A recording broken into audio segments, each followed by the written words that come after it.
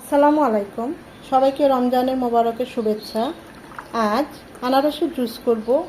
অসম্ভব মজা, অসম্ভব টেস্টি, মন প্রাণ দুটোই জুড়িয়ে যাবে এইভাবে এক গ্লাস আনারসের জুস ইফতারের আয়োজনে যদি থাকে। তা আমি কিভাবে আজকে আনারসের জুসটা করেছি সেটাই আজকে আপনাদের সাথে শেয়ার করব। খুবই সামান্য উপকরণ লাগে এই জুসটা করতে, আর খুবই ঝটপটে হয়ে যায়। কলিজা ঠান্ডা করা এরকম এক গ্লাস জুস ইফতারিতে অবশ্যই এভাবে রাখবেন। আমি তো এভাবে সবসময় করি এই রোজার ইফতারে, তো সেটাই আজকে আপনাদের সাথে শেয়ার করব।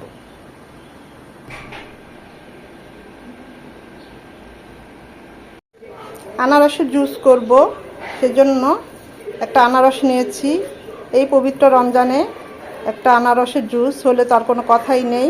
আনারসগুলো অনেক মিষ্টি, দেখতেই পাচ্ছেন কেমন টসটসে পাকা হলুদ, একদম ফ্রেশ।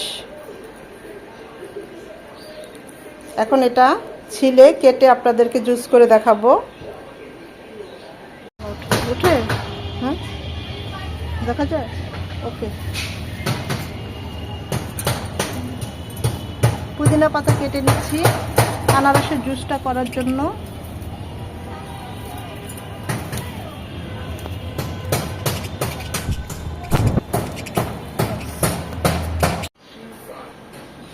আনারসের জুসটা করার জন্য আনারসটা এভাবে ছোট ছোট করে কেটে নিয়েছি ব্লেন্ডারের সুবিধার্থে। আমি মাঝখানের যে শক্ত অংশটা ওটা ফেলে দিয়েছি, খুব ভালোভাবে ছিলে নিয়েছি।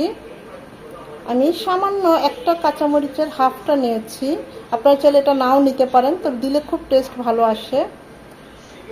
গাছের কিছু পুদিনা পাতা নিয়েছি 1 চামচের মতো, না থাকলে নাই। আমার পার্সোনালি খুব ভালো লাগে তাই আমি নিলাম। 1 টেবিল চামচ চিনি, চিনিটা যার যার স্বাদ অনুযায়ী, আর 1 পিস লেবুর রস, আর সাথে থাকছে বিট লবণ। এখানে চাইলে সাদা লবণও দিতে পারেন, তবে বিট লবণটা দিলে টেস্ট খুব ভালো আসে। এখন এই সব কিছু আমি ব্লেন্ড করে নেব। এতটা লবণ লাগবে না, আমি লবণ কিছুটা কমিয়ে দিয়েছি, টেস্ট করে লাগলে পরে আবার দেওয়া যাবে। মিষ্টিটা যার যার স্বাদ অনুযায়ী দিবেন।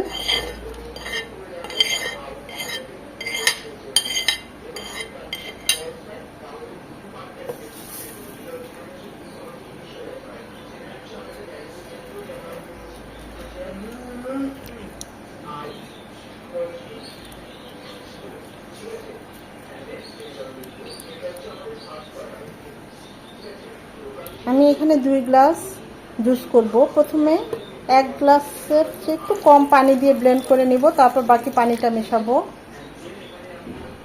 সব কিছু 2 গ্লাসের জুসের অনুযায়ী পরিমাণটা দিলাম, আপনারা চাইলে বাড়িয়ে কমিয়ে নিতে পারেন। খুব ভালোভাবে মিক্সড করে বাকি পানিটা এখন দিয়ে আরেকবার ব্লেন্ড করে নেব।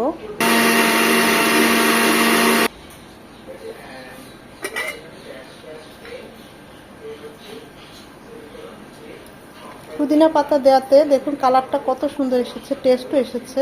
আমার হাতের কাছে ছিল, বারান্দায় লাগিয়েছি, না থাকলে নাই, থাকলে দিবেন। অসম্ভব ভালো হয় খেতে, টেস্টটাও খুব ভালো আসে। মাশাআল্লাহ, দেখুন কালারটাও কত সুন্দর এসেছে।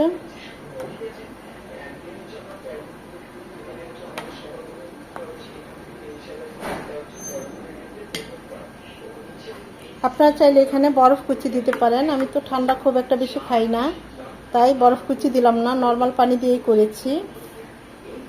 আর যারা ঠান্ডা খেতে পছন্দ করেন এখানে 2-3 পিস বরফ কুচি দিয়ে দিবেন। এই ইফতারিতে এরকম 1 গ্লাস আনারসের জুস দেখবেন মন প্রাণ দুটোই ঠান্ডা করে দেবে, এতটাই টেস্টি। আশা করি ভিডিওটা ভালো লেগেছে। যদি ভালো লেগে থাকে এভাবে অবশ্যই ইফতারিতে একবার হলেও ট্রাই করবেন, আর যদি ট্রাই করে থাকেন আমাকে কমেন্ট করে জানাবেন। একটা লাইক তো অবশ্যই দিবেন, যেন পরবর্তী ভিডিও করতে আমাকে উৎসাহিত করে, সাহায্য করে। সময় নিয়ে যারা এতক্ষণ ভিডিওটা দেখেছেন তাদের সবাইকে অসংখ্য ধন্যবাদ।